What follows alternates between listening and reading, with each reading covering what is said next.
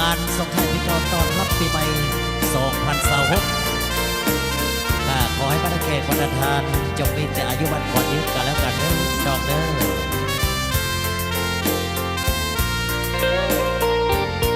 ทุกท่านที่มา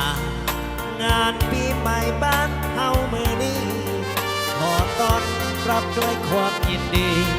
สุภาพสตรีบุรุษทั้งหลายมาอวยพ